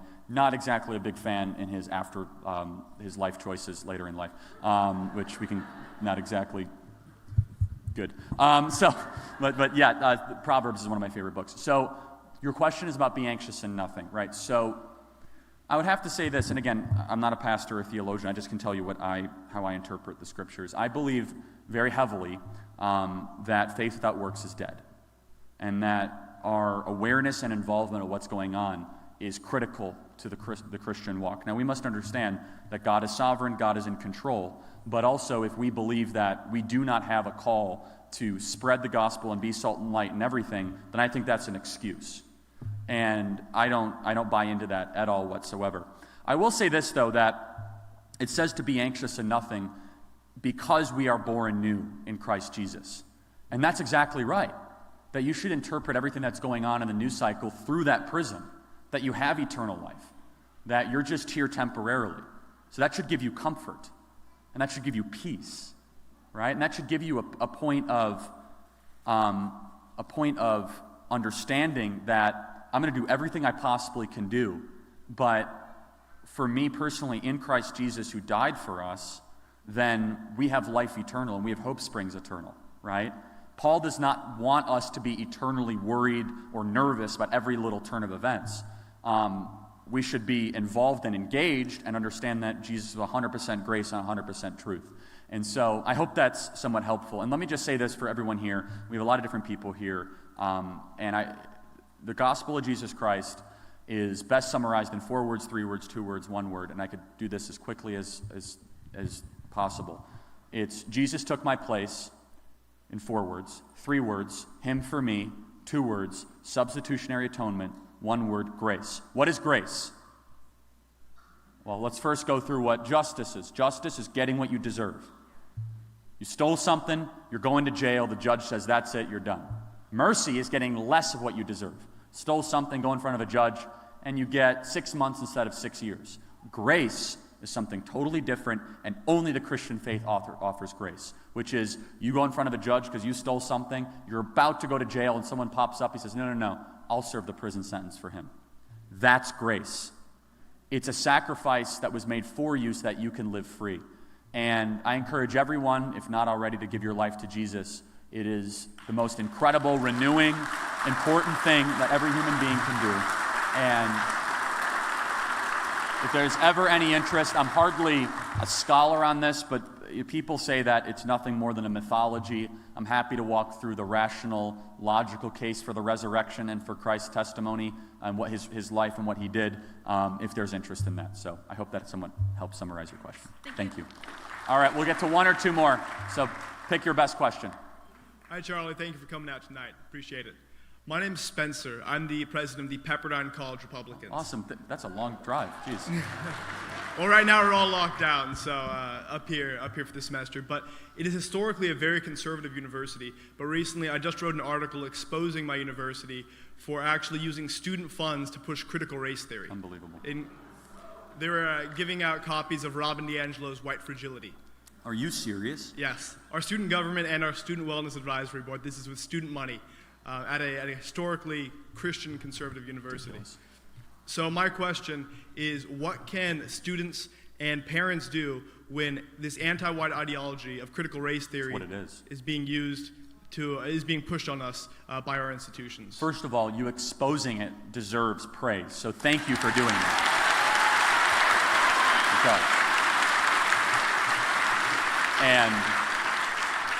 I hope everyone online and everyone here and the lots of people listening on our podcast go contact Pepperdine University tonight. I think that would be a good thing. If everyone here just sent in an email, because here's what bothers me about that example. I've met a lot of people from Pepperdine. You know, they go around to conservative donors raising money under the pretense that they're a conservative school.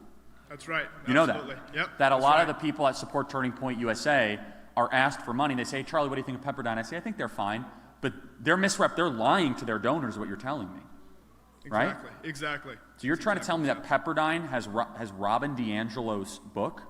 Yes, that's right. With our money, student money that is mandatory, that we have to pay every semester. So just so they you guys, use that. Robin DiAngelo is the worst when it comes to this topic. I mean, it is pure racism, pure bigotry, and it's all about caring more about skin color than character. That's basically her entire thesis, which we used to call that racism in our country, and we still should call that racism in our country when you care more about skin color than character. So what do you do about it? Make more noise. Here's what you should do. What's the name of the biggest building on campus? Whose last name is it? Go name one name. Elkins. Find that family and write them a letter. FedEx it to them and say, did you know that Pepperdine University is funding critical race theory with your millions and millions of dollars at Pepperdine? Did you know that? All the donors are probably public at Pepperdine. Go write them all letters. You're a current student, and just say, XYZ donor, did you know this? And have all the photocopies, have all your facts, don't embellish anything, or else they'll use that against you and your whole case will blow up. Be precise, and then say, student fees, mandatory, Robin DiAngelo, 1619 project, whole thing, and then say, did you know this?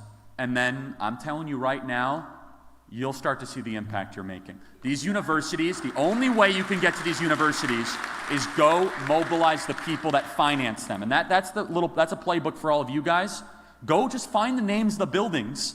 Go look up if they're usually, by the way, all the people that, this actually is an awful thing, all the people that fund all your schools are conservatives, okay? Almost all of them.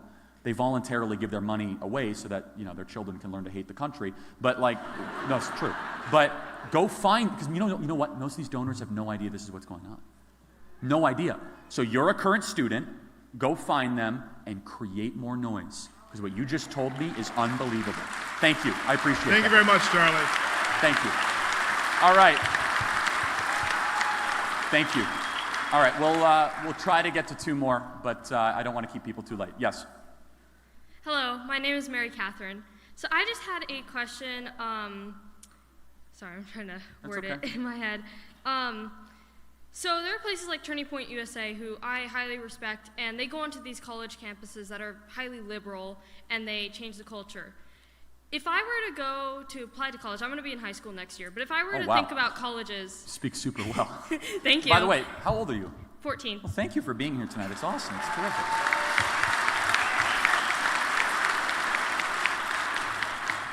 So if I were to go, I personally would like to help, change the culture. If I'm going to apply to college, would I want to go to a solid Christian college and get an education, or would I want to go to a liberal college and try to change the culture? What a great question. So, here's the best first question you must ask. Why do you want to go to college? Right? That's the first question, because not everyone should. And then ask yourself the question, what are you good at?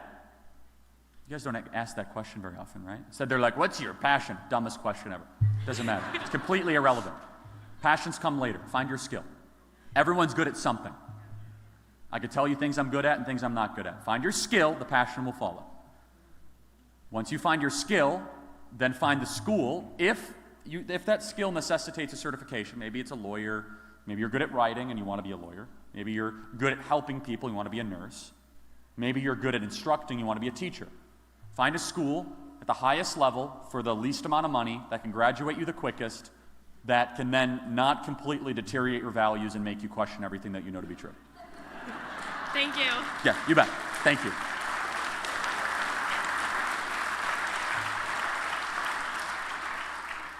Hello, sir. I'd just like to say it's an honor to be here tonight. Thank you.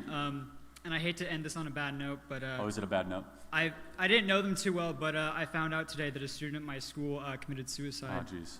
and his friends and family are saying it's because of the restrictions and lockdowns and the incessant dehumanization that we've all had to suffer. So my question to you is, how do you feel about the skyrocketed suicide rate in the country due to these murderous lockdowns? And what do you think would be the best way to combat this perpetual tragedy, especially when there are so many who, as I would say, are addicted to these COVID restrictions and don't want to give them up, the same way a child might not want to give up their baby blanket? Yeah, I mean, first of all, my heart goes out to the family. I get hundreds of emails about this stuff on our podcast. I just did a whole podcast on this on Monday, if you guys want to hear me extensively. First of all, law of averages. Someone in this room right now is dealing with depression. Someone is. So let me tell you a couple things. Number one, you matter to more people than you might have convinced yourself of. And you need to hear that. I don't know who you are, someone here. Meaning you, stop thinking about yourself. You actually matter to more people. They might not tell you, they might not express it. So before you start to convince yourself that you don't matter to you, you should know that you actually matter to more people. That's number one. Number two, you're a lot tougher than you might think. That's number two. You're a lot tougher than you might think. That you have the capacity to endure a lot more than you might personally understand. Number three, what you're living through right now is very tough for a variety of different reasons. So don't be too hard on yourself in this way. Take a deep breath, and this is number 3 or 4. Find the courage to communicate everything that you're feeling to someone directly in the eyes, not on phone, not on text, that has wisdom. It could be a pastor, it could be a parent. Wisdom is the most important thing to search. Because I find more times than not, those situations happen because people do not clearly communicate and people stay too festered up. This is a serious epidemic in our country, and our leaders in both parties are completely ignoring it. How do we end this cycle? I think there's a lot of different things contributing to it. I think our smartphones are absolutely huge culprits. I think the dehumanizing agenda of these lockdowns have been one of the worst things imaginable. And I also think that there's a stigma about the communication of it, and there is this belief built in the self-esteem movement that is an unrealistic pattern and narrative that is taught to our young people all the time, which is that you're perfect the way you are, you do not have to change. You understand that has the opposite intended effect. I never said you were perfect, I said you're tougher than you think you are. In fact, I think most young men do that unthinkable decision because they're not challenged enough. I think most young men do that because they've never been looked in the eyes and say, you're way better than this. Come on, let's push you to new limits. The opposite actually happens, is they get emasculated, feminized. And women have different issues completely, by the way. It's meaning like with the depression, meaning it's self-image issues, and actually they're forced to be men, and that's a different problem. It's true. And that is way too much pressure for young women in our country. I can go through that at a different time. But young men, in particular, they need a purpose and a call to adventure. And without a purpose or a call to adventure, then they're going to just be grown infants. And a grown infant eventually will ask themselves the question, what's the point? And our society, parents and pastors need to say, no, there's more than a point. You need purpose. Purpose comes from the Greek word telos, where we get the word telescope for, which means far out in the distance, North Star, something I can see, I can always try to achieve. What is my direction? What am I able to say I'm doing every single day? And what we've done is the opposite. Lock you down in the basement, energy drinks and video games, stay up to 5 o'clock in the morning, and somehow that is going to give you fulfillment. And we're wondering why more young people in California have committed suicide than died of the Chinese coronavirus. And I'm here to tell you, and you guys get it because you're here tonight, our leaders have failed this generation on this issue. They have abandoned young people in America. And I hear this way too often, and it's happening at such a pace. And here's the call to action. The second thing, every person in this room knows or suspects somebody who's going through that right now. Call them and text them right now. Because I'm telling you, I've lost dear friends to that unspeakable act, and it's beyond a period of hell, and I use that word intentionally, for you if you did nothing. And that's something that I hope everyone understands, that it's a call to action, every person in this room. I'm glad you said that. I hope it's somewhat helpful. And every person needs to play a role in that here tonight. It's very, very important. God bless you. Thank you. Okay, this will be the last question. I'm sorry, guys. This will be the last question. All right. Thank you. Great presentation. Thank you. Dave Gaskell out of Danville, California. I have a large patriot group out there. First and foremost, I want to say Joe Biden is not our president. And Donald Trump is our duly elected president. So my question to you is, I'm connected to thousands of 3%ers here in California, willing to fight. I'm not willing to accept a fraudulent, illegal election. What do we do? Yeah, so I hate to be the bearer. I don't agree. You don't okay? agree? I do not agree with some of the ethos of this. Maybe you mean fight metaphorically. Metaphorically, yes. Okay. I mean, there are different ways we go about it. Okay, but the group you mentioned, some of them are talking more literally with that. I do not agree with that. Let me tell you why. Okay? We as human beings are the speaking beings. Yeah. Dialogue is what differentiates us from the beasts. Our capacity to reason. Now hear me out here. I feel your frustration. They want you and others, I'm not saying you said this, but you mentioned a group where some of them sometimes are calling for that. I think that's a fair thing to say, because I have seen some of those emails, to get to physical confrontation. That is not who we are. I hear the pain and the angst and the anxiety. I get it completely. But let me tell you right now, as soon as that begins, there is no going back. Once that fabric starts to tear and we lose our capacity to speak, to reason, to communicate, to govern ourselves, none of us are going to like where that goes. So what do we do? Right? What's the question is, what do we do? Right. Well, we have to take peaceful, bold, and dramatic action in every capacity, understanding our commitment to peaceful civil government. And I'm telling you, every single time that this comes up, I understand the frustration behind it, and I understand the fervor. But our enemies overseas would love nothing more than to see ourselves tear each other apart through physical conflict. In fact, I think some of the people in charge are waiting for that to happen to justify a further power grab. I think what they really fear is not that. I think what they really fear is the peaceful pressure cooker of normal Americans rising up in record numbers and taking back power through the constitutional levers of power. That's why they're trying to do what they're doing. So I hear the anger, I hear the frustration, but I just want to encourage you to stay focused on being peaceful and being understanding of other people, the systems that we have. That is who we are as a country. Now, not everyone sees it that way, but for people that have served in those types of conflicts, and that you hear that is not a place that I think we want to bring our country to in any way whatsoever. So I appreciate you being here and in the question, but I think that needed to be said. So thank you very much. Thank you. So thank you. All right, I wanted to say, I'm sorry, yeah. Well, yeah, we're out of time. Okay, what's your question? So. I can't live without Major League Baseball, and I can't live with myself for watching it. How do we square reality with corporate boycotts? 10 seconds. Yeah, I mean, just stop watching baseball. I don't really understand the point. Like, you can't live like it's like medication or something? Or it was a metaphor. Huh? It was a metaphor. Oh, okay, yeah, but look, the point is like, yeah, we all have to sacrifice something, right? I mean, Major League Baseball doesn't represent our values. You can watch it if you want. My decision is I'm never watching baseball again. Like, have a nice life. Like, you know, that's the way I am. So, look, I think that the spirit of the question is very good, and I think that you have to understand that we need to start sending a message to these companies and to these institutions. Either that or they're going to continue to be the muscle of the Democrat Party. Thank you. Okay, so I want to just close with this, everybody. I encourage everyone, if you guys want to send a message to the New York Times tonight, many of you are already subscribed to our podcast. Some of you that are not, if every person in this church tonight took out your phone on the podcast app, typed in Charlie Kirk Show and hit subscribe, we would beat the New York Times in the podcast charts tomorrow. And I would love to say that was because of that church in San Jose, California.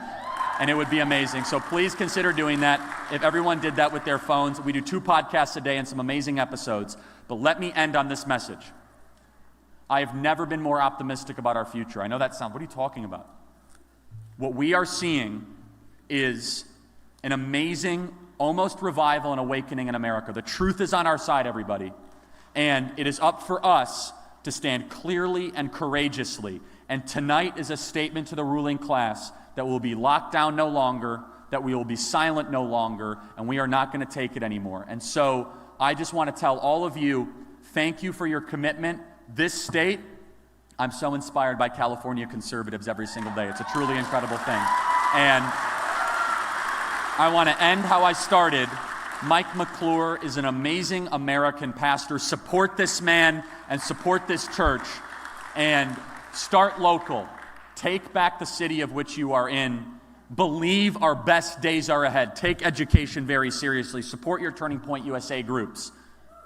Do not self-censor. In fact, say, I'm going to be louder than ever. Remember, we believe that speech is the remedy to our problems. And I'm telling you right now, if we do this, 10 years from now, we are going to be celebrating and winning in ways we have never seen before. Our best days are ahead. God bless you guys. Thank you so much. I really appreciate it.